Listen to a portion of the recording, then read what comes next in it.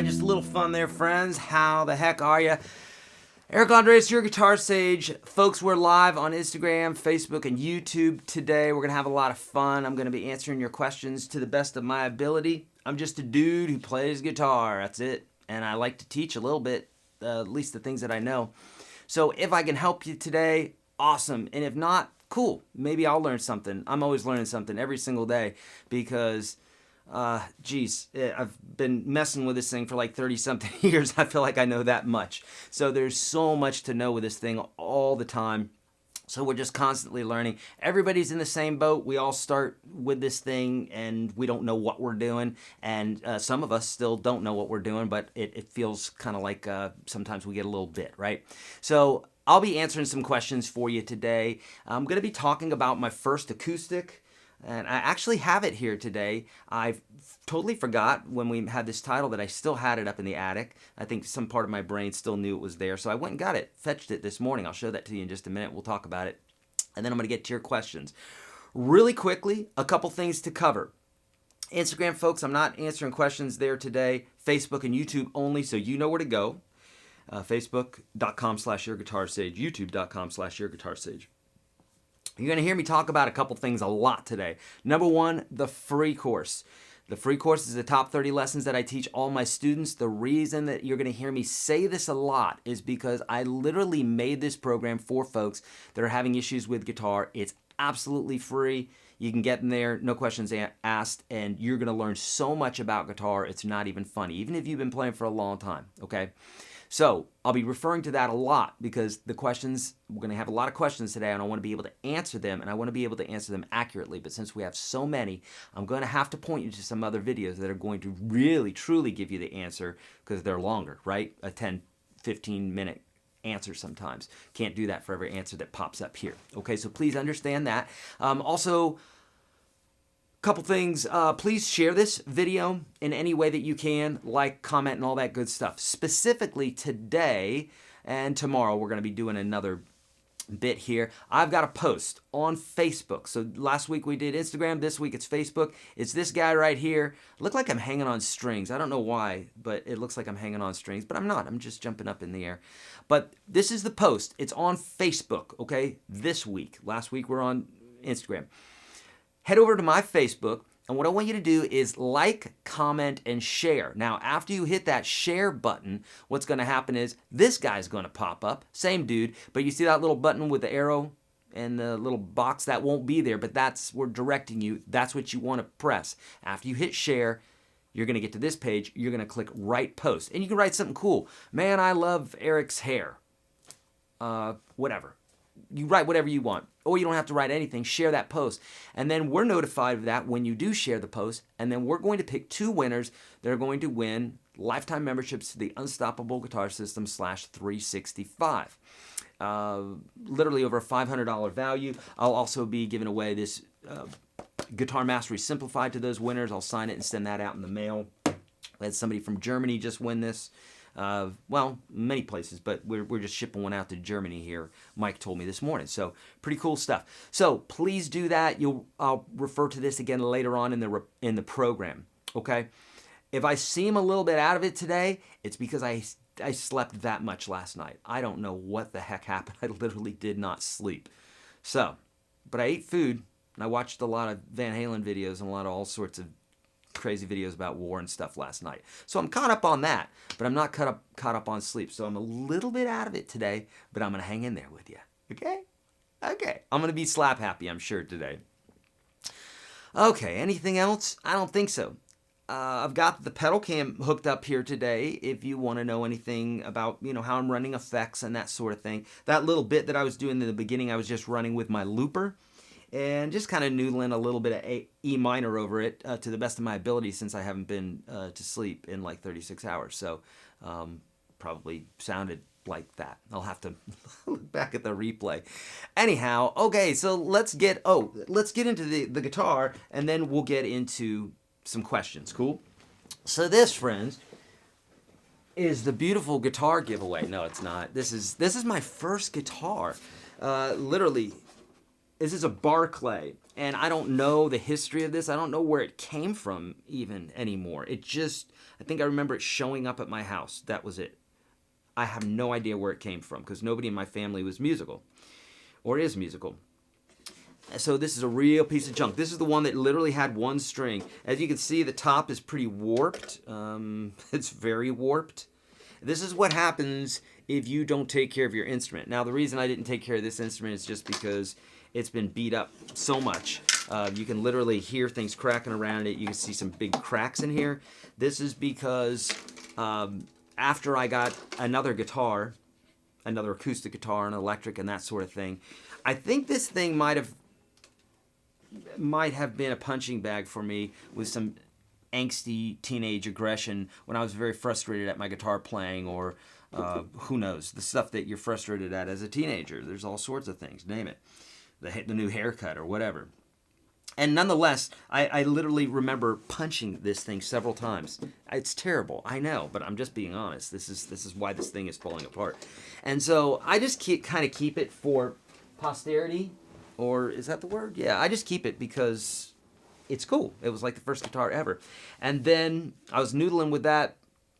My mom's boyfriend at the time saw me doing that. He was very artsy and bought me my first guitar, it was a nylon string student model, so really tiny, but had 6 strings, and I could play all the Def Leppard that I wanted on that to some degree. And then later on that Christmas, my dad bought me my first electric guitar, and that was awesome. So between those two, I was set, and I was off to the races. So anyhow, that's it. The Barre, the first guitar, and I literally spent $0 for it because, like I said, I don't even remember how it came into my house. I certainly didn't buy it. I remember it just being there one day, to my recollection. So maybe I was interested in the guitar, and I asked somebody, picked it up at a yard sale. I just don't remember. But I know that I didn't pay anything for it. So either someone gave it to me or just showed up. So there you go. All right, let's get to some questions, my friends. I really want to help you out with any issues that you're having. See, this is the helpful thing, especially if you're in my free program, because you got 1,000-something lessons here on YouTube that you can peruse if you like my style. If not, there's tons of amazing guitar teachers out there that are teaching that you could find if you don't like what I do. Tons of amazing lessons, okay? And then here, I can answer your questions specifically and get you pointed in the right direction, because oftentimes we need just that little extra touchstone. It's nice to have those videos that we can go to all the time, but it's nice to ask a question when you want to, right? Okay, good. So let's do it. And today I'm going to be starting on Facebook, and then I'll pop over to YouTube. Okay, so straight up. Okay, did he go for the money, or was it a beginner at a young age on the cheap? It was cheap, Ryan. It was free.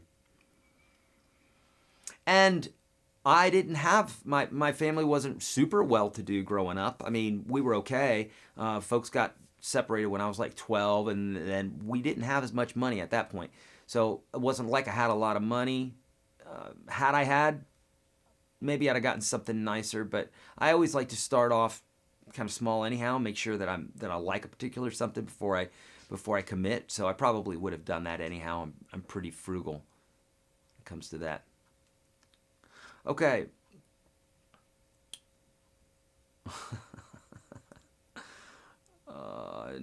Ryan's watching at work, and he says no one bothers him until the live stream comes on. Don't they know? They need to know that this is your time, Ryan. Jeez, work. All right, no questions on Facebook right now, so I'm going to head over to YouTube, and I'm going to zing all the way to the top here. And remember, I'm only looking for those with a question mark, because I'm going to assume you're chatting amongst yourselves if I don't see a question mark. So if I skip your question, this is me telling you I need a question mark, okay?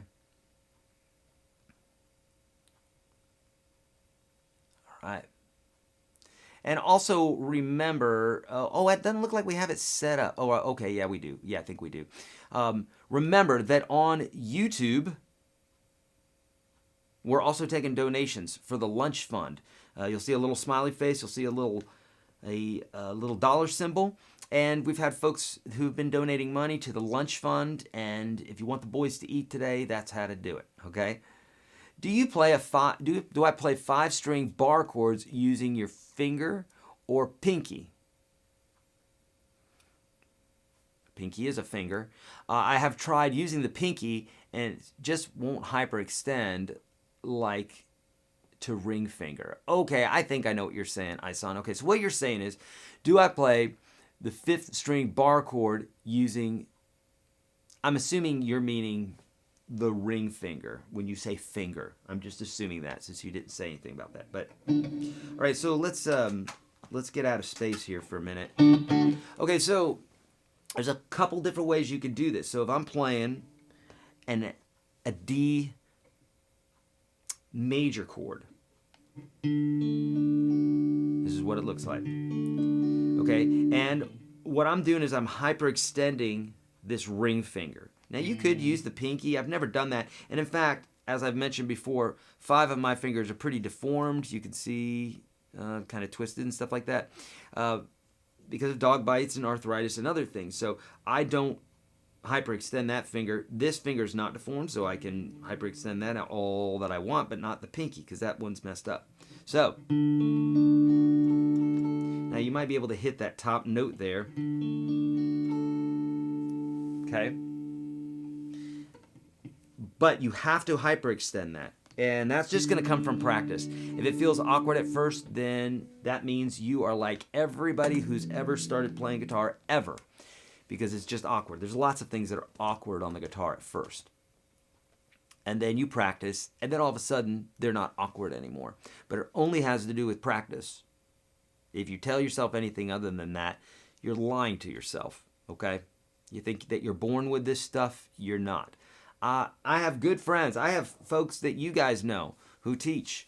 I got all sorts of professionals that do believe that there is a certain amount of talent that someone is born with. I do not subscribe to that.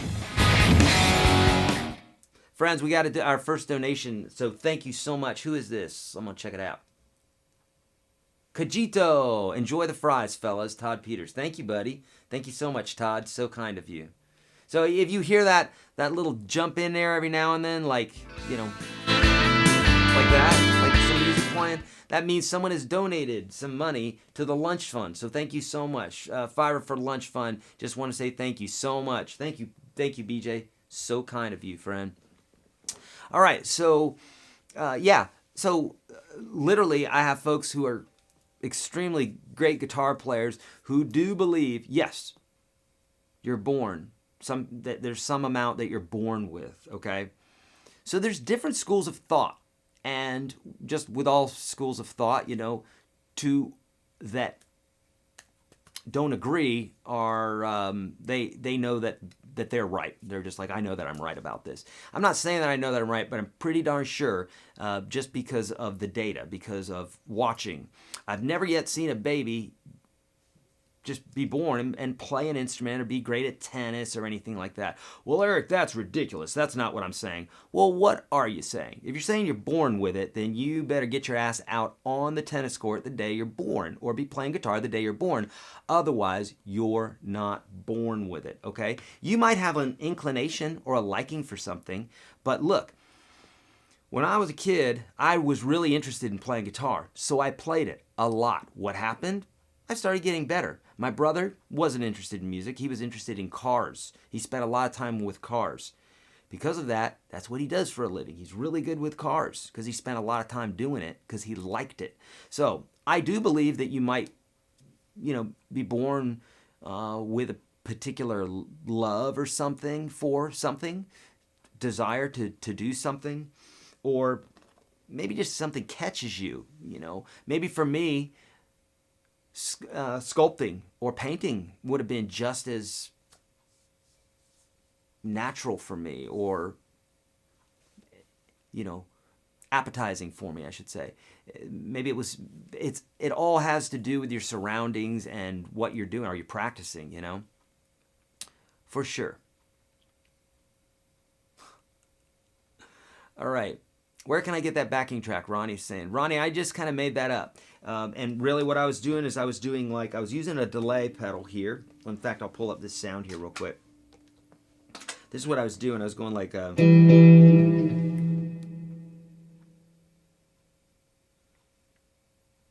was doing like it's basically an E minor chord, a D major chord, and a C major chord. But the way that I was playing it is I was just playing the 1 and the 3rd of the chord right here. So I was going like, and I had a little bit of a different delay setting here. Like I was doing like a,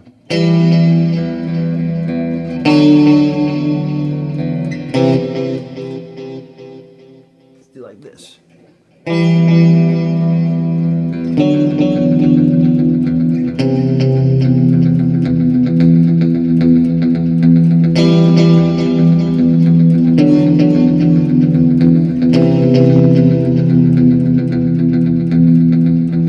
Kind of thumping away on the E here, right? And I've got that delay happening, what, 7, 8 times there, and it's doing dotted quarters. So I get this kind of Pink Floyd-y type sound. That sort of thing, right? And then I'm just kind of keeping that pedaling underneath it with the chords passing by. So like.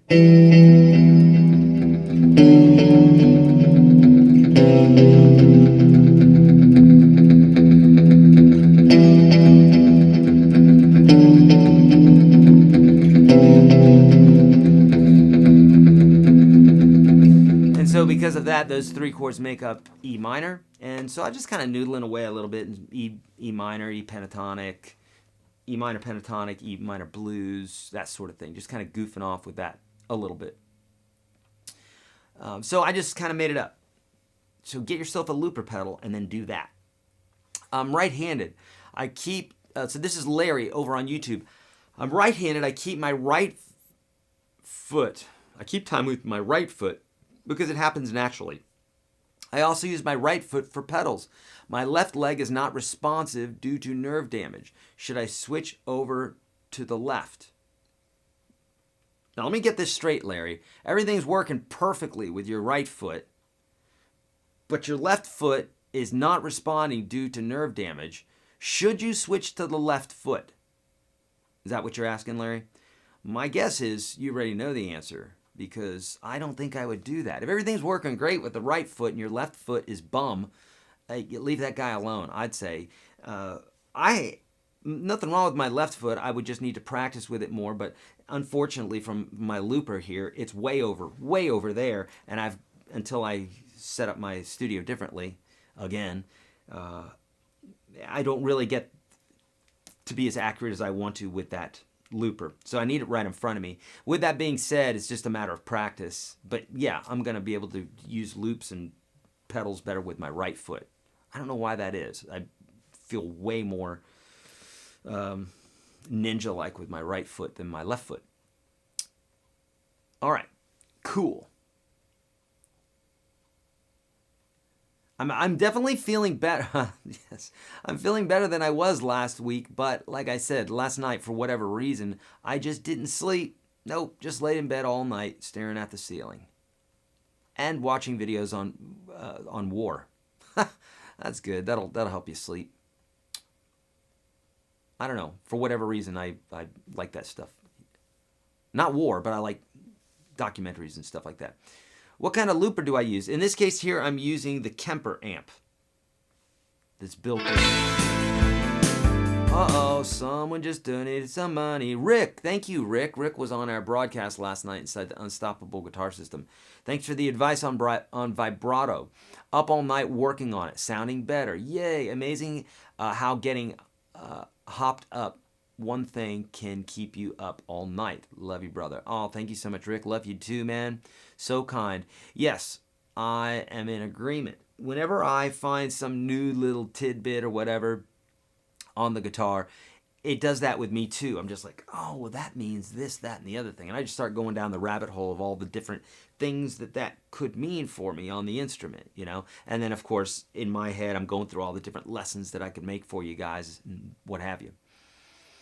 So, yeah, the Kemper amp is what I'm using for looping right now, but I love the TC Electronic Ditto pedal, and I've got several of those in a few different setups that I have.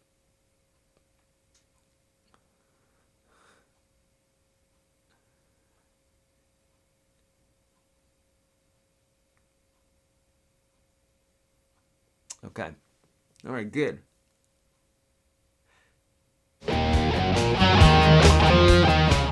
All right, who's that? Who dat? Toadlick. Toadlick. I'll chip in on a sandwich for you folks. Enjoy. Thanks for the content. Thank you, Toadlick. I so appreciate that. Toadlick. Don't lick toads, kids. All right, let's... Can you recommend some pickups to upgrade my Epiphone Explorer pickups, Mr. Twitchy? So these types of questions really are very useful, because I think what happens is a lot of times people think that going and getting a new pickup for their guitar is going to help them a ton. And there's so many different variables when it comes to your tone. So, and me recommending a pickup is like me recommending your favorite color, because it just doesn't work that way. There is not a best pickup. There's not even a better pickup. There's what is right for you. And I truly mean that. This is not a cop-out. I can just name a pickup. I can tell you what my favorite is. One of my favorites are patent applied for, like Gibson type pickup, or Jeff Beck, Seymour Duncan, Jeff Beck. Those are some of my favorites. But hell, I got tons of guitars here, and all of them have different pickups in them, and they all sound great. So again, it depends what the instrument is that you're playing it in. It depends on the strings that you're playing, how thick they are. Right? Do you have them detuned? How hard are you hitting the strings? What kind of picks are you using? How are you fretting the notes? What kind of cable are you using? What kind of amp are you using? What kind of pedals are you using? The list is pretty big.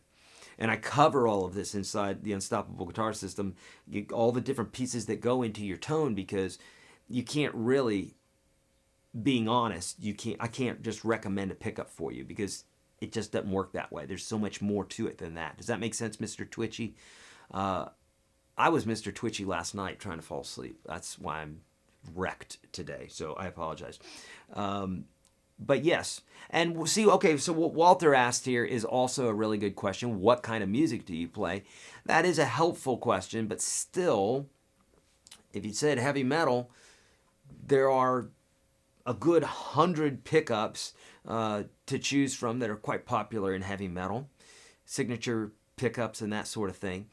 And so even knowing down to the genre what it is that you like to play is not going to help that much, okay? It's going to help some, though. So great question, Walter.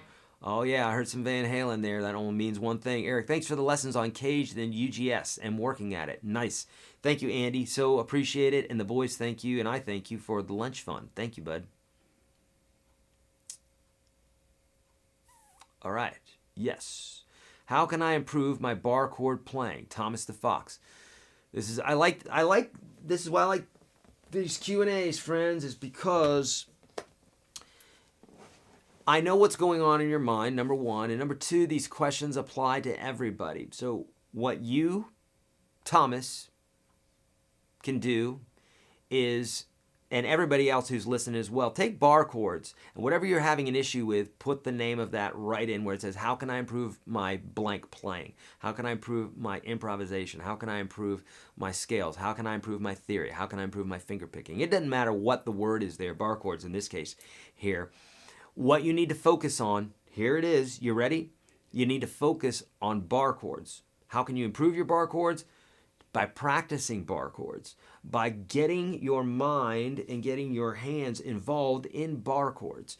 Scales, exercises, you can do all those things, and yeah, to some degree they're going to help. But if you want to be a brain surgeon, You could go to vet school, you could go to chiropractic school, you could study homeopathy, you could do all these things and keep dancing around what it is that you really should be doing, which is brain surgery school, right? That's officially what it's called, brain surgery school. Okay? Brain surgery university. And that's where you need to go because you want to do brain surgery. But if you're doing all these other bits and pieces, you're you're wasting tons of time. You definitely are wasting tons of time. So Thomas, the way you can improve your bar chords is to focus on bar chords and to focus on the little nuances that are happening that are keeping you from playing. Now, with that being said, specifically, yes, I say watch the video. Oh, you kids are so beautiful. You know that I'm having a hard time here today. I'm half falling asleep here, and I'm getting donations for you. Thank you, Ison69. You're so welcome for the help, and thank you. Can you deconstruct a popular solo like Sweet Child of Mine and explain what scales are being used to develop the solo? 10 point. That would take a very long time. I definitely do that inside of the Unstoppable Guitar System, but that, is like a 2-hour series because there's so much that's involved in something like that. So yes, I could do that, but not in this program. Does that make sense? Now, with that said, 10.69, when I'm teaching a solo on YouTube, like for instance, the Van Halen stuff that's recently gone up, I will tell you, hey, we're in this key. Eddie's thinking E blues, E minor blues or E minor pentatonic. So this is how you want to think. This is why, and here are the notes, and this is how this goes. So I do that all the time. Okay, I've deconstructed probably a few hundred solos all on YouTube. Okay, and it would take way too long to do right here. So I so appreciate the lunch fund, but we couldn't go into all that right now. Just it would take too long. Okay, back to Thomas. How can I improve the bar chords? So watch the effing F chord, E-F-F-I-N-G. It's on YouTube, E-F-F-I-N-G. Watch that and do specifically what I say there. And there's another one. Also search YourGuitarSage bar chords because I teach you not only some different shapes for getting around and learning a few hundred chords like that, but I also show you how to finger these chords, how to think about the chords, and how to build up to it. No one stepped to the guitar. Hendrix, Eddie Van Halen, anybody. Joe Pass, I don't care who it was. No one stepped up to the guitar and played a 6-string bar chord. Nobody in the history of ever has done that, okay? Probably not even 5-string bar chords. And if they did, it felt very awkward because you're really contorting your hand. We don't do this for anything else. So you're really contorting your hand unless you're playing mandolin or some other instrument that's similar. You're not used to these feelings, okay? So what you want to do is you want to dissect the chord into 2-note nuggets, okay? 2-note nuggets. So for instance, strings 1 and 2, strings 2 and 3, strings 3 and 4, strings 4 and 5, strings 5 and 6. And then you want to do strings 1, 2, 3, and 2, 3, 4, 3, 4, 5, 4, 5, 6, and then 4-string chords, and then 5-string chords, and then it's finally a 6-string chord. So this might take you a week, a month, a day, an hour. Just depends on where you're at, how much you've practiced, how much you're putting in, how much attention you're giving it. A lot of variables, how strong your hand is, how high your action is, how low your action is, all those different things.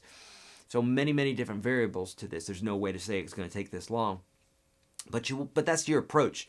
And why do that, Eric? For the same reason that you didn't go to college before you went to high school, you didn't go to high school before you went to middle school, etc., etc.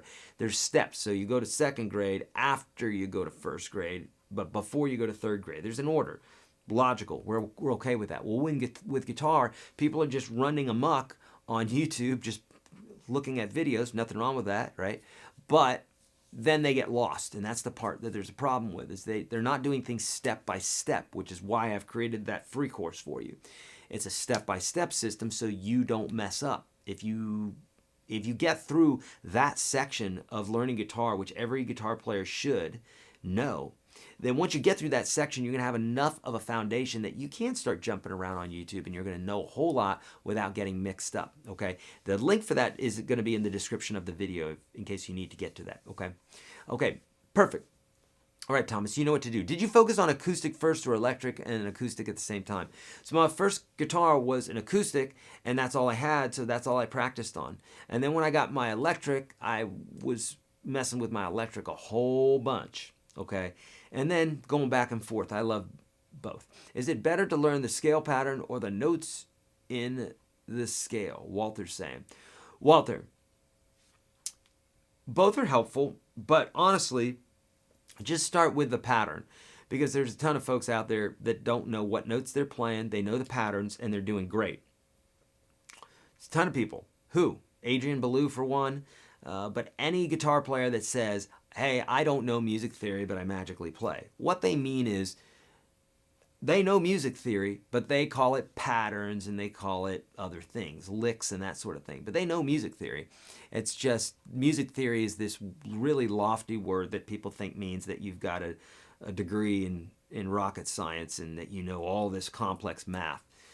Nothing could be further from the truth, because it took me 5 times to pass algebra in college. And if I can get it, you can get it. If you can count to 7, you can do music theory. It's not difficult. You just need someone to teach it to you the right way in the right order, okay? Trust me, and it's not going to wreck your creativity. That is, I've heard that said before, and that is a new musician who doesn't know any better. That's all it is. It's not being ugly. It's just a new musician who doesn't know any better. Music theory will indeed enhance and help your playing, because you're going to understand the landscape. That would be like going to war and going, man, I don't want any maps. I'm a feel guy. Oh, I know where they're at. I'm a feel guy, you know. Yeah, cool. Let's see how long that lasts. Get a damn map, okay? A map's going to help you survive, okay? Same thing with music. It's going to help you survive. Okay. Cool. All right, enough with the preaching. Am I the only one having problems with live? I think so, Johnny. Okay. Do you recommend finger ease for the electric guitar? I use it only on my acoustic. I've seen this, and it's been around. When I was a kid, there was something called fast fret. They might still have that. I don't know. I don't think there's any finger ease. I could be wrong. I don't think that a spray is going to make that any less. I don't think it's going to make it easier to play guitar. I don't think it's going to ease your fingertips anymore either. I think it's going to give you a little bit of slide, maybe. It's like probably some silicone or something. But no, I don't recommend it. I think things like that typically are a waste of money. Boy, I'm honest today, aren't I? Is it true that it's easier on the hand to play an electric guitar? As a rule of thumb, yes, it is, because acoustic guitars have thicker strings, and typically they're not optimized. They have to be set up so that when you play, the strings aren't flapping against the neck, right? Whereas an electric guitar, you can adjust them quite easily. And so people like to adjust them right where they're perfect, you know, for them. And then here comes a season change or something like that, and now they're flapping up against the neck again, so now you've got to adjust it again. Not so easy on the acoustic, so you'd have to set them a little bit higher. So thicker strings, and they're set higher. So as a rule of thumb, yes, it is easier to play an electric. And when I mean easier on the fingers. You still got to learn the chords and everything. Nothing, you know, gonna get you by there. You literally have to just do the work, okay? All right, good stuff. I already own 24 guitars, but now I've ordered 25. Any idea to break that to the missus? Well, either get a separate checking account, or, I don't know. What is the missus like? Shoes? Purses? Those can be quite pricey, missus. That's what I would do. Hopefully my wife is not watching. What is the concept of mixing major and minor blues? If you're playing A minor pentatonic, do you mix it with C major or A major? Okay. So let's talk about this for a moment, Courtney. So if you're playing A minor pentatonic, okay, so it really has to do with the chord progression. If the chord progression is minor, then you're not really mixing major and minor. Okay, you're just not. But when it comes to blues, you can mix major and minor because it's just a sound that works. Okay, typically the 12-bar blues is major. Okay, we're talking about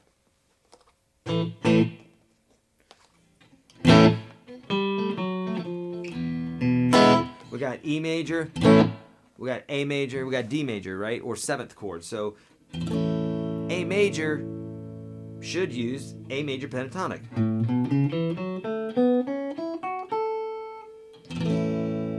A minor really technically shouldn't work, but it does work. So essentially, Courtney, let's make this real simple. If you're playing in the key of A major, like 12-bar blues, and specifically it needs to be 12-bar blues because you're really not mixing major and minor in, I can't think of any other scenario. I'm not saying there's not another scenario, but off the top of my head, I can't think of any other scenario that I've ever played where I'm mixing major and minor, and that's being strict when we're talking about the same tonal center. Sure, if you're playing C major and A minor, you could say that you're mixing major and minor, but you're not. You're just playing the same scale, but you're calling it two different things, right? C major and A minor pentatonic essentially are the same exact notes. Now, this would be, you could sit there and have an argument over this, and someone could sound like they really know what they're talking about, but at the end of the day, you're talking about the same exact notes, just maybe played in a different order, okay? Or one has a different tonal center, but it's the same exact notes. Compare them, lay them on top of each other, same exact notes. A minor and C major, same exact notes. So that's not what I'm talking about. What I'm talking about is when you're playing blues, it's based off of major. There's a major 1, a major 4, and a major 5. And you can use, obviously, the major scale. You could use the major pentatonic. You could use major blues, those sorts of scales. And they're always going to work because it's a major key, so you use major scales. But the cool thing about blues is you can also throw in minor pentatonic. Okay? I've got lots of videos going up about this. So if you want more detail about that, check that out. But for instance, if you want to mess with this some, get an A blues chord progression like a 12-bar blues, noodle over the top of it using A minor blues. Also try A major blues, and you're going to hear that both of them work, okay? You're going to probably like one more than another, but yeah, they definitely work. So you can mix them up. Okay. Good. Okay, on the fingerpicking lessons of kids, it sounds good when I do the parts separately, but when I try to do the rhythm and bass together, it falls apart. What am I doing wrong? It drives me crazy. GW. It sounds like you're in the unstoppable guitar system, right? Because if not, I break that down. If not, what you're doing is you're juggling too many balls. That's all it is. I could do a long dissertation on it, but you're juggling too many balls. You're going from juggling 2 balls to juggling 4, 5 balls. So you're throwing in too much at once. So what you need to do is slow it down, break it down. Inventory breakdown method, chunking. All of these, by the way, you should be writing down because these are all videos that I have. Search YourGuitarSage chunking. Search slow it down, break it down, YourGuitarSage. Inventory breakdown method. All of these different ideas of how you break down music so that you can do it all together, right? What you're doing is you're going straight to college and you hadn't done high school. That's essentially what you're doing. Are 5-year-old kids able to learn and play the guitar so well? Yeah, sure, if they desire it. If they don't desire it, it's going to be real not fun. When I strum, I experience terrible pain on my right hand, but not when I play fingerstyle or strum using my finger. I've checked that I hold the pick correctly. What should I do? I am self-taught. Number one, you should be getting in the free program because I guide you to know specifically if you're picking correctly, if you're strumming correctly. That's the link right there, my friend. Go there. You got the first 30-something lessons that I teach all my students. go through that because it's going to break down. I can't tell from this many miles away what you're doing wrong, especially by one sentence. So you're going to have to be your own investigator and find out what you're doing wrong. My guess would be you're gripping that pick like you've got a death grip on it. So that is very natural at first because folks aren't used to holding the pick, and then when they hit the strings, they feel that resistance. They don't want to lose the pick, so they death grip it. And then this starts the cycle of bad habits, okay, which is why I developed the free program, okay? But that's probably what it is that you're doing wrong there.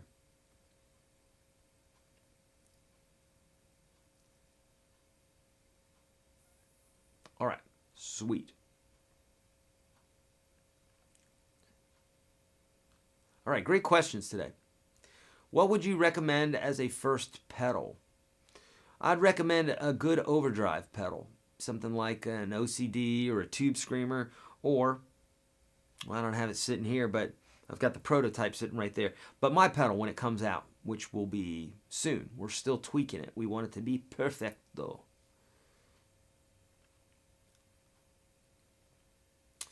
When did you start playing the guitar, and where do you get most of your inspiration and bokeh techniques?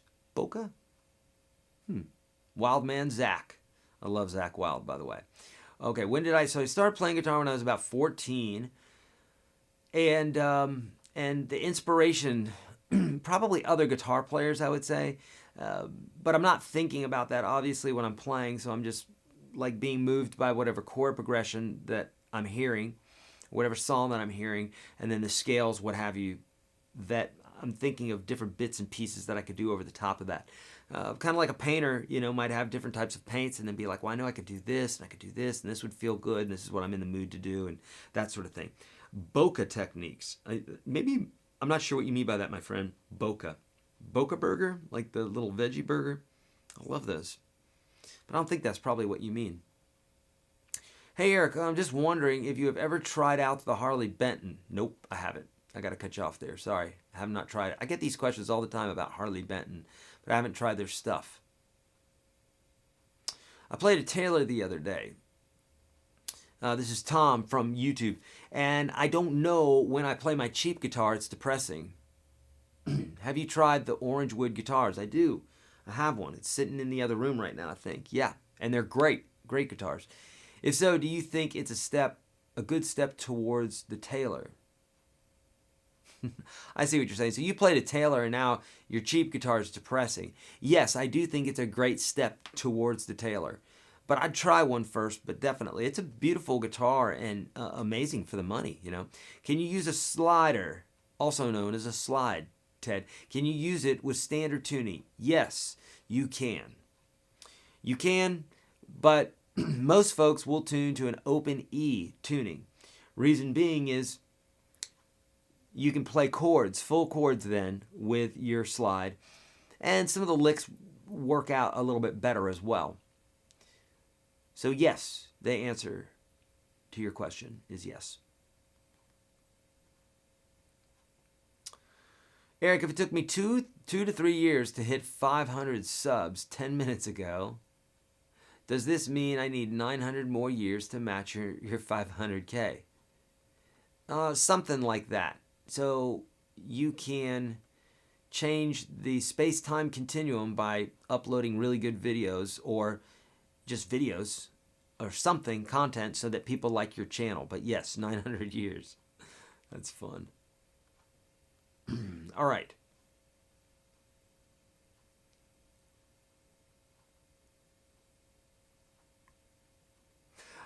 Do you have a favorite 12-string acoustic guitar? What should one look for when shopping for one? Tom, everybody's fascinated with 12-string guitars, but realistically, what you're doing is you've got 3 strings, the top 3 strings, that are just duplicates of each other, okay? They're just duplicates, so it's like, instead of playing just the E, it's going to sound like that. If I just hit the E string on a 12-string, it's going to sound like that. Which I'm playing an A or an E here on the 2nd string, and I'm playing an E on the first string. So that's what we have, unison notes. So the first 3 strings are just unison. The bottom 3 strings have an octave up. So it's kind of like if I played the low E, it would sound like this. If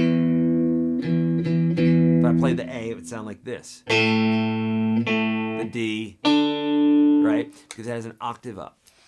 With that being said, I don't love 12-string guitars because I just don't. I think that a lot of times, you know, you don't see a ton of seasoned guitar players playing them. I don't see that. You see them every now and then, but I think sometimes new players in the beginning, they just love that sound, you know, because it sounds really big, and of course it has 12 strings. It's very intimidating and what have you.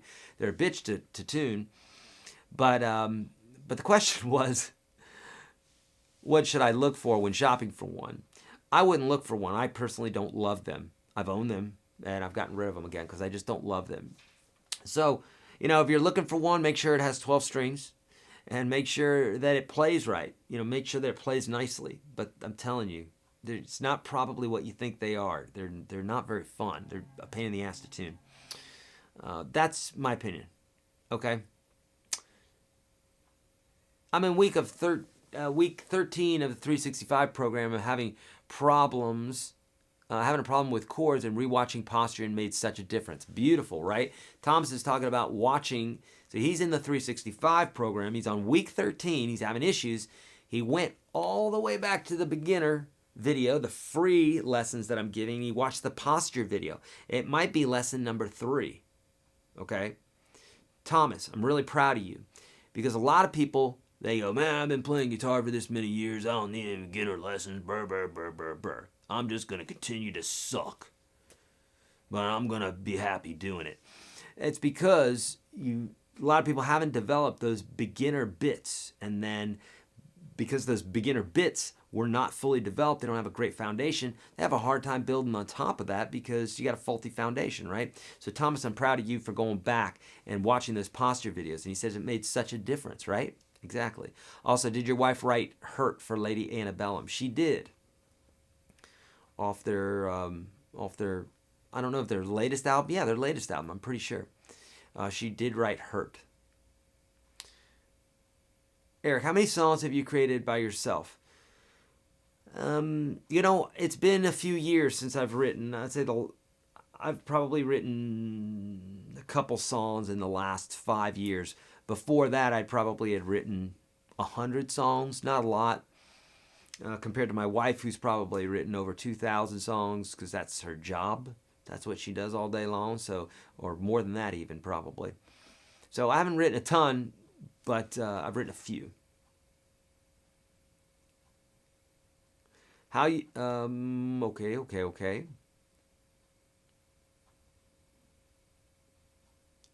Arno is asking, how do you follow or read tabs for 2 fingers? 2, 4, 1. Okay, so he's asking about a question inside the Unstoppable guitar system. My friend, I made a video for you in the series. So at the front of every day, I tell you exactly how to read those tabs. Okay, there is a video for that.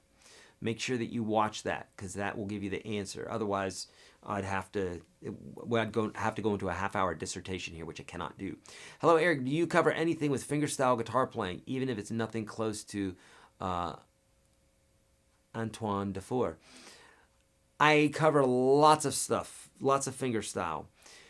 On YouTube, search YourGuitarSage fingerpicking or fingerstyle.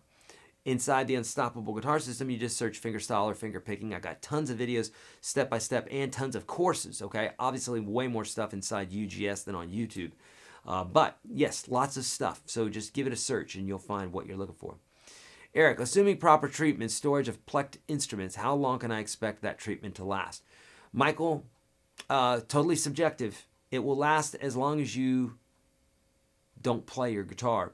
So what I mean by that is I just took my SG in because I was wearing the frets out and they needed to be re-crowned, and that's what happened, is that they were re-crowned. So the pluck will last fine if you're not wearing out one particular fret, if you're not playing it a ton, which I even hate to tell you.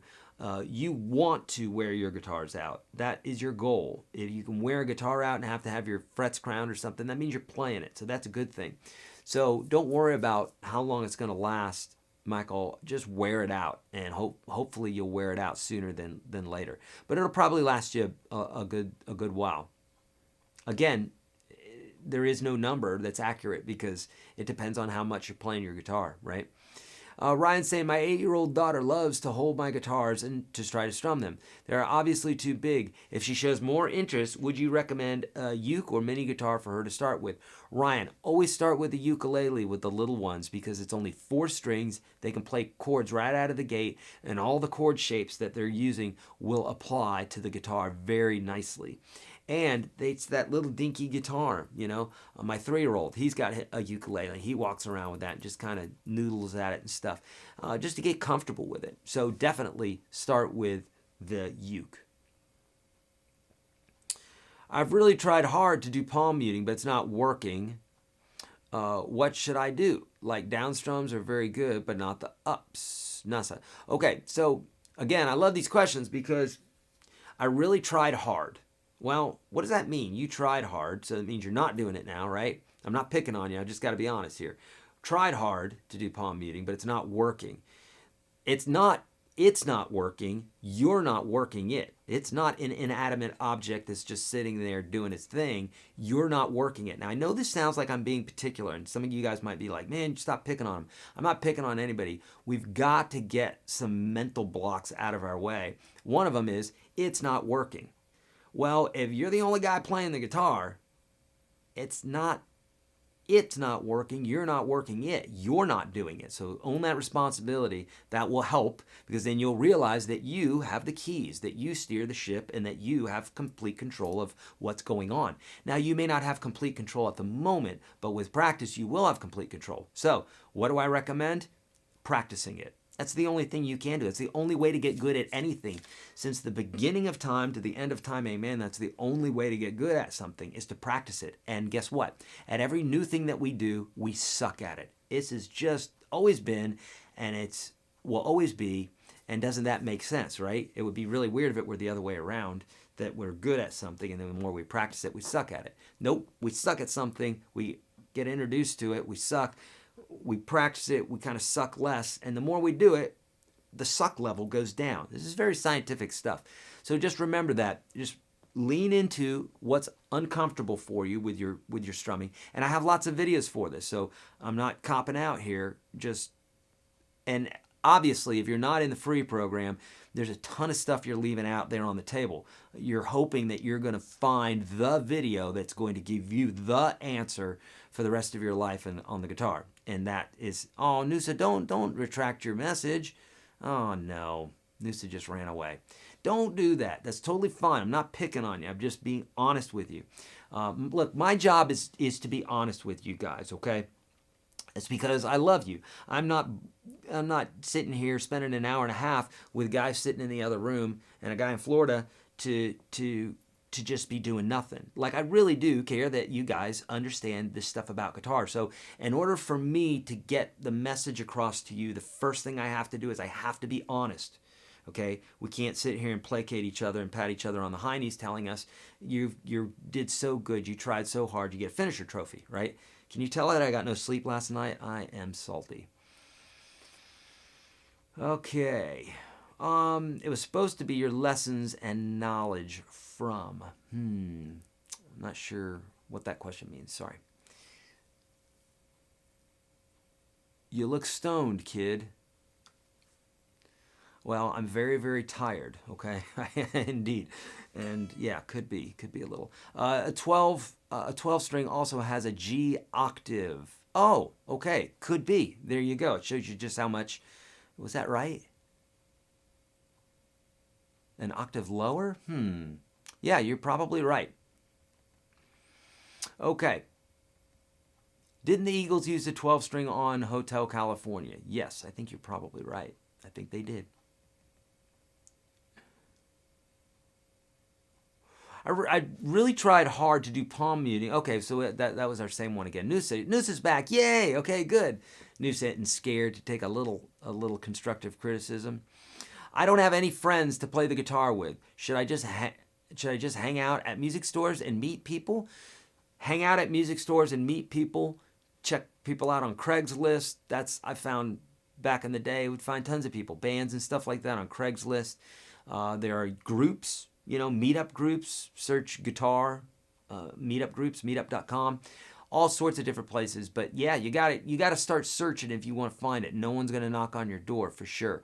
Great question, Brad. Dig in and find somebody. There's other people who are asking, who are looking to play with you, Brad, in your area. I guarantee it. May you help me mix exotic scales like Japanese and pentatonic ones. I'm not very sure about which root, meaning minor, major scales help. Okay, again, these questions help so much because what you got is, Steve is saying here, can you help with exotic scales, Japanese and pentatonic? Number one, pentatonic is not very exotic. It's just pretty basic.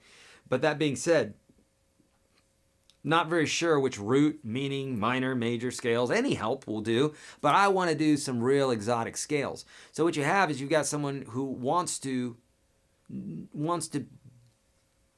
go to college, but hasn't done the high school stuff yet, so look, this is not the way to do it, Steve, or anybody who's watching. And Steve, I'm not singling you out because 90% of the people that are watching are trying to do this. I try to do this sometimes. I find a new technique or a new thing. I just try to go straight to it and try to learn it as quickly as possible. It almost never works out that way. I always have to build that foundation and then get to it, okay, slowly and surely. But when you do that, you have a solid foundation. It's like wanting to build a skyscraper really quick and you've got all the top stuff and you just want to throw that up there real quick. Come on, guys, hurry up with that foundation. Let's get it going. Come on, come on, come on. And then, you don't want to do that, right? Because you're going to have a topple. So no, I really honestly can't help you with that because there's no way to help you with that if you don't know the basics. So Steve, what I can help you with is I can help you with the basics so that you can get to those exotic scales and those things do make sense. I have tons of stuff on scales on YouTube, but you're going to be lost if you don't have those basics down. So on YouTube, search Your GuitarSage Scales, Your GuitarSage Pentatonic, Your GuitarSage Blues, Your GuitarSage Major, yada yada. You know what I'm talking about. But you've got to have your foundation down. Start at the free course, YourGuitarSage.com/30. The link for that's in the description of the video, okay? And it's also, boop, right there, okay? All right. $100 to $200 acoustics, bad or worth it? And what do you recommend? I have recommendations on my kit store. Go to kit.com/YourGuitarSage. Kit.com. There it is. Boop, boop, boop, right there. And it depends. I've played some great $100, $200 acoustics, and I've played some that are crap. So really, you need to try them out before you play them. Watch videos 1 and 2 in the beginner series where I tell you how to find and how to pick a good guitar.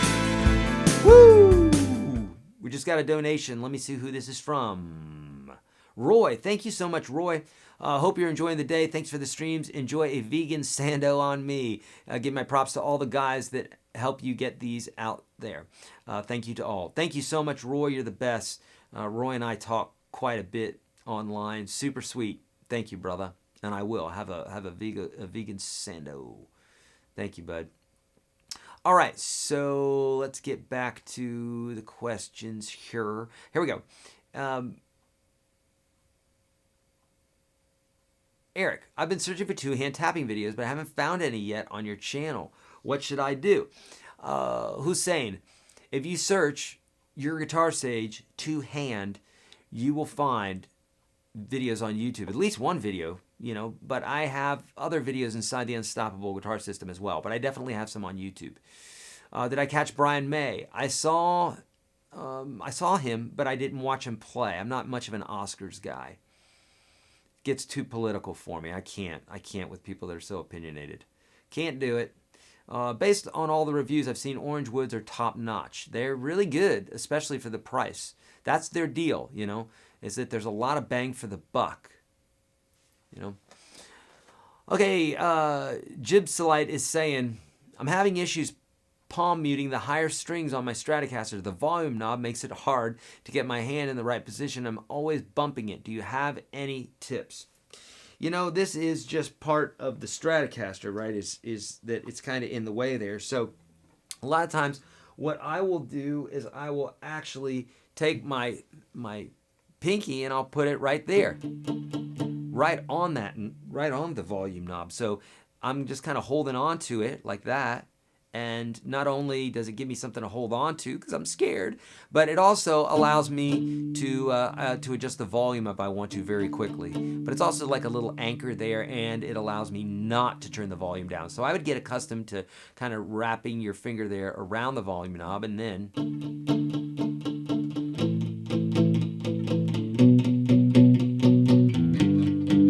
glycerin, you know, that sort of thing.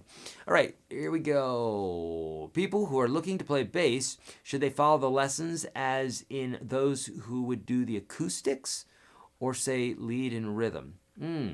Not sure I understand that question, but yeah, not the lead or even the rhythm players. I guess you could listen to the rhythm players, but you want to listen to the bass. Okay. Love this. Polaris is saying, I recently learned Poison's Every Rose Has Its Thorn on acoustic, and my wife recognized it immediately. I owe all my knowledge to Eric's UGS program. Thank you, bud. Thank you so much, David. Really kind. Okay, here's a question on the caged system. Cage shapes up the neck, a C chord. Does A, G, E, D, C shapes up the neck, then play an A chord? Okay, Christine. I'm not sure what you mean by this, but I have a lesson for you on this. So instead of me teaching the caged system in 30 seconds, which you really cannot do, you need more time, Christine, invest the few minutes. It's only going to take a few minutes to understand this, but you got to watch my video on the caged system, okay? Because no short answer is going to help you here. It's just not going to help you. But the answer to your question, I can't really accurately answer your question because it's not asked in a way that gives me information about what you're trying to get. So Christine, please watch that video. On YouTube, search Your Guitar Sage Caged, okay? Coolio. That will help you. Obviously, if you're in UGS, I have a whole series of it on how to identify seventh chords, minor chords, major seventh chords, yada yada, okay? Cool. What should I do? I am a very beginner of electric guitar. Gee, you should start at the free series that I'm giving you, YourGuitarSage.com/30. If you're new to guitar, if you've been playing for a long time and you've hit a plateau, if you have holes in your playing, that's where you need to go because chances are you left something out on the table while you were learning. Or if you're new, again, boom, that's what you want to do. That is the place to go. YourGuitarSage.com/30. We'll put the link in the description of these videos, okay? All right, good. Very true about sucking at first. The first engine, first cylinder, built last about 30 minutes and broke a rod. 350, I built a 1974, still running. Enough said. One cylinder, built lasted about 30 minutes and it broke a rod. Okay, yeah, indeed, right? There's specific ways to do things and practice, perfect practice. What is it? If you practice the right stuff, you're going to get good at it. How about that, okay? That shows you how little my brain is like on one right now. Would I suggest Cort guitars? No. I would not. If I'm being honest, no. Okay, not extremely important. You can skip if you want. Just curious, is that a lime green pick guard or just discolored from the video feed? Ryan, this is a 65 Strat, and back in the day, these pick guards, right, they discolored over time. Some people might go, well, that sucks. Because of this discolored pick guard, if you tried to buy one online, they're about $2,500 just for the pick guard because it's discolored. Literally, that's about how much more it makes this guitar worth, just because it's that discoloration. With that being said, some people say, oh, that sucks. Well, number one, I like it. It looks vintage, right? But then also, that's why they started changing things. So when they knew that they were discoloring, they changed it out. And you can get guitars that are 65s or earlier that don't have those pick guards that are completely white. And so I guess it depends on what you want. But most of the vintage guys and gals, they like that just because it's cool. It looks old school, right? Time killer. How do you compose music? You get a guitar, you get an instrument, and you start noodling. That's number one. That's old school, right? Then it's helpful if you know some patterns and you know a little bit about music. If you want to write, a movie or a book or something like that, and you're like, well, I don't know any letters, and I don't really know how to write, so how do I write? Well, you need to learn some letters, and you need to know how to draw them with your pencil. Very simple, right? Okay, but now you do that. Well, how do I write a book? Okay, well, you need to read some books, and you need to understand the construction of books or the construction of a screenplay or whatever you're trying to write. So understanding the construction of music, like understanding how what a tonal center is, how the chords work together, those sorts of things will absolutely give you a much better understanding of how music is to be composed. Okay, you can just use your ear, and a lot of people, they do that because their ear gets it, because they have noodled around with it enough to where they're not overthinking it and they just get it. Okay, but all of it has to come through practice. Okay, but that's what to do. Can't do anything good. So you'll want to start in the free series and understand that basic construction of music. That's going to help a ton. Okay. Okay, Brad. When paying $40 a month for your lessons, is it set up on auto draft? What's all the payment options? Okay, Brad, I would suggest going to the website because we have lots of different options for this. Okay, and the link for that, I'll see if we can't post it's in the description. Thank you so much, Chris. Oh, that's right. Yes, I was thinking about it and my brain's not working. Thank you, Chris. Brad, in the description of the video, go to YourGuitarSage.com/UGS. And anybody who's been through the free program already, if you haven't been through the free program, definitely go through that. But if you're looking for the next level up, go to YourGuitarSage.com/UGS, and then you're going to find out all the different options that you can do to round out your playing. Brad, look there because it is auto draft, okay? It's auto draft. That would be impossible for us to keep up with everybody's stuff, right? It's auto draft, or you can do just a lifetime membership. Many different ways that you can do it. So check that out at that link, okay? Coolio. I'm an early intermediate, and I have an electric guitar, but I haven't used it much, as I thought it was mainly for experienced solo players, not rhythm, ? I'm not sure what the question is there, but no, you could be a beginner and you can play electric guitar. You don't have to be an advanced player, for sure, okay? Acoustic guitars to buy as a beginner. Check out the store that I've got. Check out kit.com/YourGuitarSage. We'll put the link for that on the screen, but that is my store that has some of those recommendations for you. kit.com/YourGuitarSage. If you can only practice 15 minutes a day, should you switch up what you practice each day? Chords one day, finger picking the next, strumming the next? Yes, I definitely would do that, Bruce, because if you're practicing 15 minutes a day, you're never really going to bump up against your comfort zone. You're never going to bump out of your comfort zone, okay? If you know 3 chords and a few picking and a few finger picking bits, then you're just going to practice the same thing every day. And in 50, 100, 1,000 years, you're going to have the same exact skill level. Because I don't know about you guys, but I've been brushing my teeth now for, dear God, like, almost 50 years here, right? Give or take a few years when I was an infant and wasn't brushing my teeth. But I've been doing this for a long time. And I don't know about you, but I don't know any special brushing tricks. I just pretty much brush them the same way that I've brushed them for decades. Same thing with walking. I've been doing it for, dear God, since I was like a baby. And I walk the same. My left foot, then my right foot. It's really boring. And for some really weird reason, I can't get any better at it. Well, obviously I'm being a little silly here. We're never going to get better at any single thing ever in the history of ever if we're not pushing against our comfort zone. Did you hear that? I know that just rang somebody's bell out there, a few people. I'll say it again.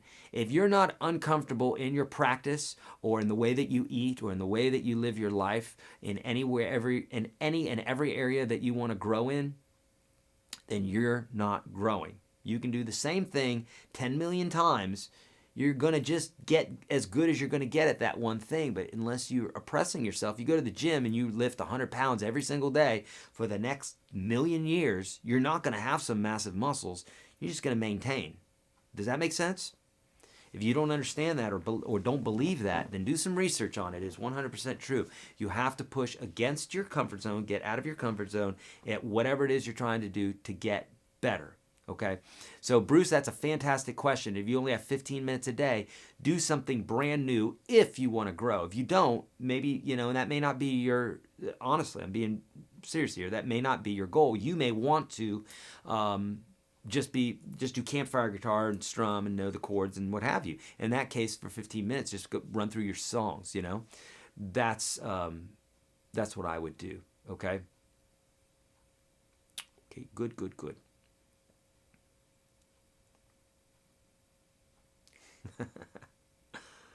Yes.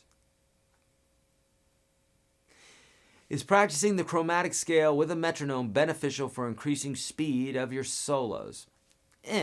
Kyle, kind of. It's like this. It'd be like this. It's like if you're a swimmer and you're like, man, I really want to get good at the 100-meter. And what you do is you don't swim the 100-meter. What you do is you go and you sit on the bleachers and you do this. You go. Because this is the swimming thing that you're doing. This is the motion. And you just do this all day long. And you're like, God, dear God, this is boring. And then you go to swim the 100-meter and you suck. And you're like, oh, I was doing that all day long. I'm doing the exercises. Well, a couple little exercises are okay, maybe to warm you up or get you in the spirit of things, right? But if your mind isn't in the game and your face isn't in the water and you're swimming that 100 meters and you're doing all the little nuances that are required of a 100-meter and swimming with your face in the water and all the rest, then you're not going to get good at that. So I'm saying that, is practicing chromatic scales going to help? It's going to benefit, but not like practicing the actual solo that you're going to be doing. Does that make sense? So just get out there in the water is going to help you swim better, but practicing that little stroke that I showed you is only going to help a little bit. So what I found is this, Kyle. You could be blazingly fast at scales. You could be the fastest scale player in the entire world, and then you have a new solo that someone shows you. And just because you're the fastest scale player in the world doesn't mean that you're going to be able to play a solo fast, because it has to do with getting it into your memory too. It's not that your fingers are moving faster. I mean, yeah, to some degree they are, but that has to do with your brain, not really your fingers. My fingers could move as fast as Yngwie Malmsteen, so could yours, or any player for that matter. But can you do it accurately? That's everything. That's 99.999% of everything, right? Your fingers can move as fast as any guitar players, but can you do it accurately on the fretboard at the right time and the right speed with the right feel, yada, yada, yada. All that has to do with practicing specifics, right? So I can practice my scales, but if I don't practice that specific solo, I'm really not going to get faster at it. That's why you might see me, I might be able to play a Van Halen solo pretty fast or pretty accurately, but then if I'm doing my own stuff, I may not play that fast just because I just don't practice that way when I'm improvising and that sort of thing. I just kind of go for the sound and what have you, and I don't practice enough to where my speed is at some great level. I just don't. It's just that's just math, I'm not apologetic for it. I do lots of other things like family time and lessons and buying equipment and all the rest. But it is whatever it is. Wherever you're spending your time is what you're going to get good at. If you're spending time with your family, you're going to get good at that. If you're spending time with your guitar, you're going to get good at that. And if you manage your life well, then you can do several things. Cool? So, that being said, practice the solo, not the chromatic scales. Okay. All right, this may be a stupid question, but what is the difference between a Resonator guitar and a Dobro? Is it the same thing? You know, Celeste, that's a great question. I don't know if I could accurately answer that. A resonator guitar, you know, has the little resonator bits in it, and so does a dobro, from my understanding. So I'm not sure what the difference is. I know that a dobro, typically, the strings are going to be higher up on the fretboard, and a resonator guitar you can play. You know, you can fret it. Like a National or something like that. But people play those as a dobro sometimes too. They just lift the action up a little bit, or they don't.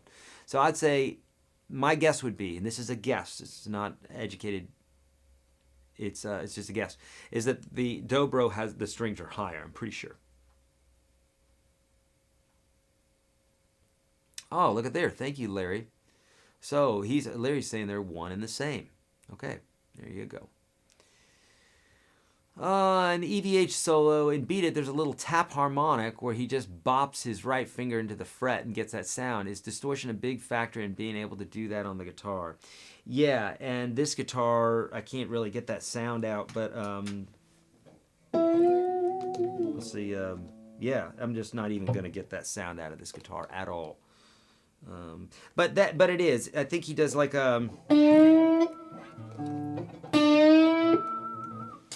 try to do this, you know, something like that. I forgot. I have it in the on my I do have a lesson on that. If you don't know, just search YourGuitarSage Beat It, and I have a lesson on the song and the solo. But yes, if you don't have overdrive, well, you can see right there, right? Nice clean sound. You can hear it, but just barely. And obviously, a nice humbucker pickup is going to help as well. Did the chords are different between acoustic and electric? No, they are not. They are the same. Sage took your advice and bought a Yamaha ukulele. Does it need to be set up also? Also, do you have a free class for it? Flynn, so anything that you do on the ukulele, you can do on the guitar. Anything you do on the guitar, you can do on the ukulele. The only difference is that it's as if you're capoed at the 5th fret. That's the only difference. So the chords, the shapes, the scales, they're all the same. It's just that basically capo your guitar at the 5th fret and you have a ukulele, okay, essentially. So the chord names are going to change, obviously. So there's not really many lessons there, right? It's just the same thing. You just have to understand how to flip it in your mind. Good. Okay. What is your opinion on electroacoustic guitars?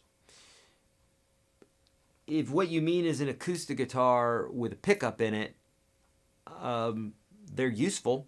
Because if you don't have something to amplify your acoustic guitar, then you're just kind of sitting there quietly on stage. So that's my opinion on them. That they're useful. They're tools, you know. All right, cool. Yeah. I'm going to jump over to Facebook here in just a moment as well. Maybe a dumb question because I realize some electric guitars bang out the rhythm. Some electric guitarists bang out the rhythm. I guess I've associated the electric guitar with soloing because of the usual focus on the lead. Okay, and I don't see a question there, Beverly, but if you can give me a question, I might be able to answer it. What's your opinion of the carbon fiber acoustics?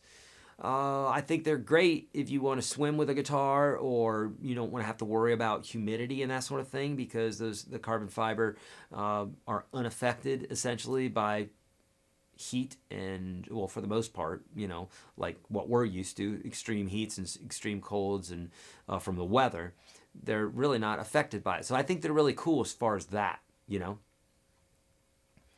All right, beautiful. Okay, I'm going to jump over to Facebook here really quickly just to make sure. I don't want to leave these folks hanging. I want to get to some questions here. And I'm going to go backwards just because it's going to be a little bit easier to do there.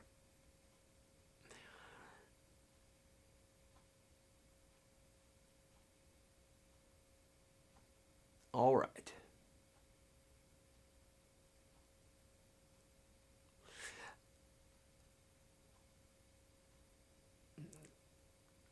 All right. Geez, I really wish Facebook would make their little their little chat thing here a bit easier to read. It's just kind of crazy. Okay, and I'm just looking for question marks. If I don't see a question mark, it's way too difficult to see anything. Here we go.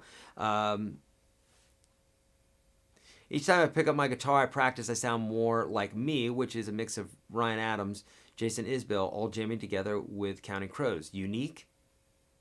Yeah, well, it's got to be unique if it's just you, Roddy, for sure.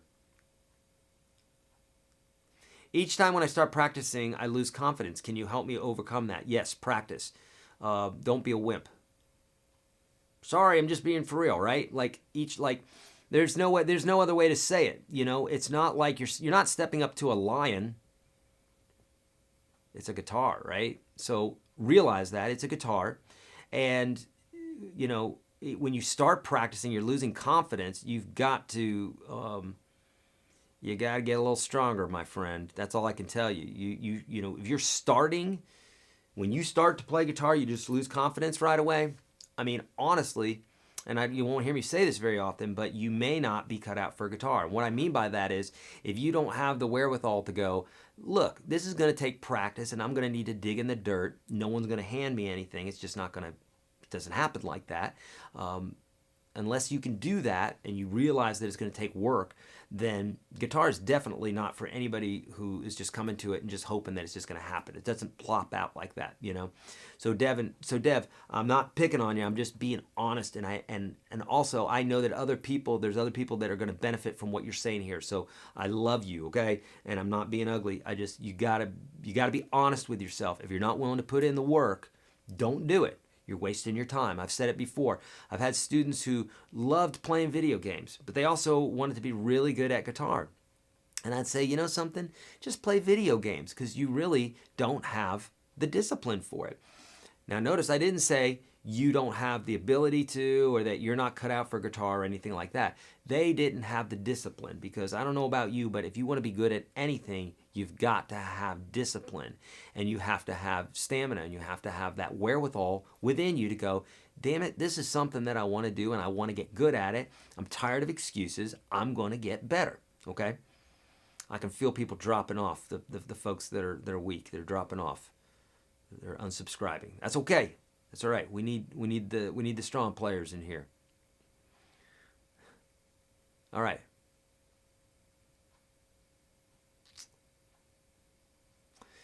Get motivated by listening to some other guitar players that you like. That's one way you can do it. Just listen to other guitar players. Anytime that I find myself sucking on guitar, it always comes down to me. It always comes down to me not having put in the practice, or me not having done the work to the extent that I want to be good.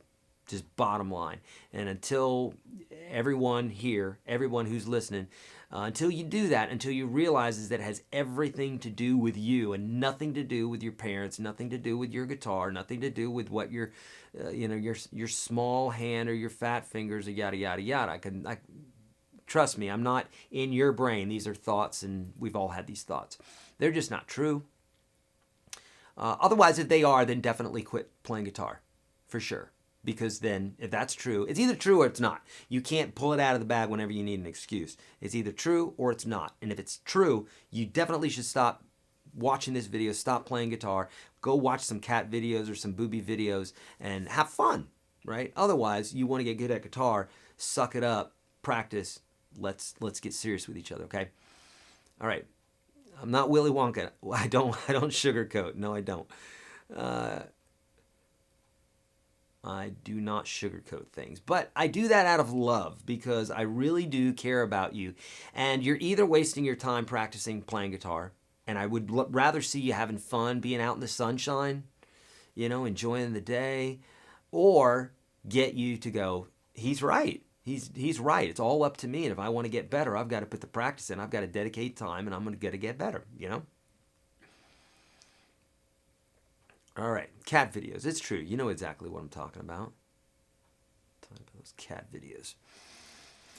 All right. Only looking for those with a question mark. Here we go. My question relates to the previous post about being an early intermediate and feeling too unaccomplished to even switch on my electric. Okay, I'm not sure what the question is there, Beverly. I still don't see a question, but I'm gonna guess. This is what I'm guessing that you're saying is that, is it okay that you switch to the electric? Yes, by all means. Okay, just like it's okay if you wear brown shoes or blue shoes today. Nothing's stopping you. We got to get out of our heads. Stop the self-talk that's saying I'm not good enough or I shouldn't be doing this or whatever. Pick that damn electric guitar up and start working on some riffs, okay? Or acoustic. Like, don't overthink this stuff, man. This is just real simple. It's the guitar, okay? It shouldn't be complicated. It should be really easy, okay? It should be real easy. How important is volume when doing pull-offs, hammering, etc.? If you mean how important is the technique to where you get a good volume in your pull-offs and hammer-ons, it's absolutely crucial, right? Because if you're pulling off, right? If you have this kind of pull-off, that's weak. You know, or this kind of hammer.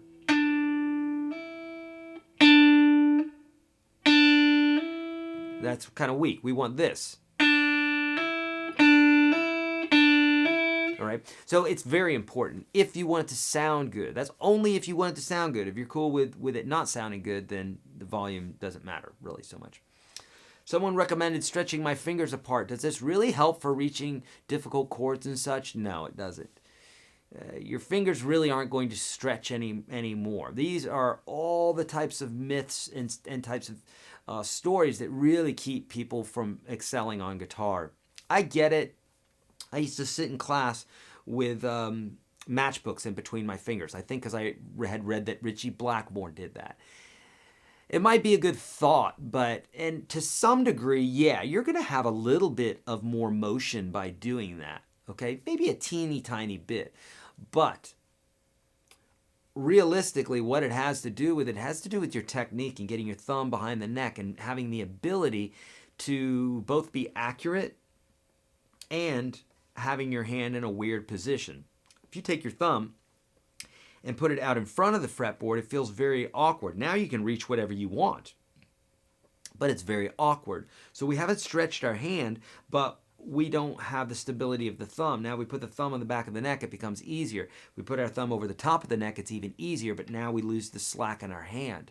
So really, it's about getting accurate with dropping that thumb behind the neck so that we can reach out to all the notes that we want to play.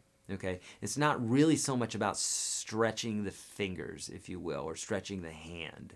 I mean, that's what we call it. I call it that. I'll call it stretch and reach exercises, but realistically, we're not stretching anything, okay? Okay, who's my favorite player? Oh, so many of them, but Eddie Van Halen, Stevie Ray Vaughan, I would say, are two of my favorite. Yngwie Malmsteen. What is that custom guitar coming out? Getting close now.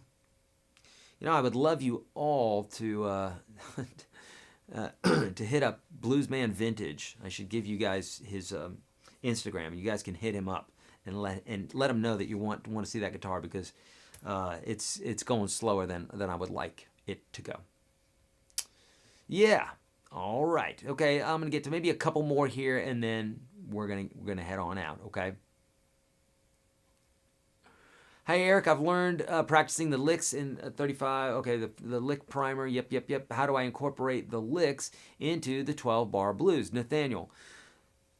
Okay, so he's worked out some of these licks, right? Just like as a kid, you learn some phrases like I gotta go pee-pee, I'm hungry, etc., and then you learn how to use them, when to use them. You're off to the races. So Nathaniel, the way to use them is to just use them. Get a good jam track going and say, here's the lick, and try to overlay it onto the jam track. Another thing you can do is, if it sounds like you're in the Unstoppable Guitar System, check out the Minimalistic Blues, because that's going to help you a ton. Okay. It seems I've seen some guitar solos where it's not necessary to pick the strings all the time. Is this just a matter of volume and gain? Yeah, and technique. Hammer-ons and pull-offs is what you need to get good at. Okay. What kinds of, or what is the most dominating style in the music that you write? What is the most dominating style in the music that you write? I'm not sure what that question means. I'm sorry, my friend. Okay. Yeah, I said booby videos. You know what I'm talking about. Yeah. Best non-playing strength exercises. Work an exercise ball or something like that, some putty. How long do you think it takes to get good? It takes as long as it takes, given the practice, the amount of practice, and depending on the kinds of practice that you're good at. I've seen players who've been playing for 40, 50 years who still suck, and I've seen players who've played for a year or two who are amazing. So that should give you an idea. I feel like guitar theory is a never-ending process. When can I consider myself a good guitar player? Brad, don't consider yourself a good guitar player. If somebody else wants to call you that, great. But it's just like in Nashville. A lot of Nashville writers will quote or will put on their Instagram, "We're writing a hit right now." No, you're not writing a hit. You're writing a song. We determine whether it's a hit or not. Okay? We'll tell you if it's good. You just keep your head down and you write. We'll tell you if it's a good song or not. Same thing, you know. One guy's going to think you suck. Another guy's going to think you're great. And it's all opinions. It doesn't matter anyhow. Just be a part of the music. Just keep your head down. Let people talk. Just keep your head down and do what it is that you do. Okay? That's the best way to get good. And then all of a sudden, you're Jimi Hendrix and people are saying, "Hey, you're amazing." And he's like, "No, I'm not. I'm just, this guy's good, but I'm not, All right. Friends, I could keep going because I love your questions. They help me to think about different things. A couple things. I should have gone over this some more, but I didn't. So here we go. Let's talk about it really quickly. Friends, I'm giving away over $1,000 worth of lessons today and tomorrow. Okay? Here's what you want to do. We're going to pick one today, I believe, and one tomorrow. But I think we'll announce these. We're announcing these on stories, right, Mike? Or no? Okay, we're going to announce these on Facebook. So here's the deal. Right here, you're going to see this link here, right? Or this post. This is on my Facebook. Last week we did Instagram. This week we're doing Facebook. That's because we get to do that. So if you're not part of Facebook, sorry, we'll do something else soon, okay? But on Facebook, that's where I'm at. You see that post right there. This is what I want you to do. Like, comment, and share, okay? You're going to hit all three of those and you're going to do something. Like is easy. Comment, right? And then share. Then what's going to happen, you hit that share button and then you're going to see this bit here. Right there, you can see there's an arrow and a little square. You're going to click that, and you can either write something. You can say, "Hey, this is my buddy Eric. He's super cool," or "He's not," or whatever. Write your post. Voila, it's off to the interwebs. And then what we're going to do is we're going to be notified of that. And we're going to pick a winner today. We're going to pick a winner tomorrow, and we're going to announce those on Facebook. Both of those winners are going to win a lifetime membership to the Unstoppable Guitar System /365 and a signed book from me. We'll send that out to you. Pretty cool stuff, right? We love giving stuff away. Let us know how we can help. Now, here's the deal. If you haven't already, you've got to join the free program. YourGuitarSage.com /30. The top 30 lessons I teach all my students. There's the link right there. We'll also put the link in the description of the videos, so you just have to click on it. Boom, it opens up. You're there. Everything that I've talked about today, or the majority of it, will be covered in that course. I don't care if you're an advanced player, right out of the box, a beginner player, doesn't matter. This course is going to help you build that solid foundation. Do that. If you want more, go to YourGuitarSage.com /UGS, because there is the next step for really growing as a player. A lot of folks asking about equipment, stuff like that today. You can always visit my kit store, kit.com /YourGuitarSage. Coolio, my friends. All right, I'm sorry I'm so tired today. Dear Lord. But for everybody who donated today, thank you so much. That is super kind. Me and the boys appreciate that. We're going to go grab a bite here, just a few. And for those that had great questions, or just those that had questions today, you all had great questions. Friends, I'm not picking on you. Everybody that had a question today, I love you. Thank you for submitting the questions. By you doing that, you're helping other people. I'm not joking, because it's not just you. You were the brave one to ask the question in case Eric didn't get sleep the night before and was real pissy and climbed on you, right? I'm sorry. But you not only helped yourself because you're being honest with yourself and you're getting down to why it is that you're not improving as a player, but you're also helping hundreds of other people, thousands of other people who are watching this and who will end up watching these videos, okay? So good for you for being brave and stepping up. Love you guys. Thank you so much, Facebook. Thank you so much, YouTube. Instagram's gone already, but I'm out of here and I'm hungry, and here we go. See ya. See you tomorrow, 11 a.m. Central Standard Time.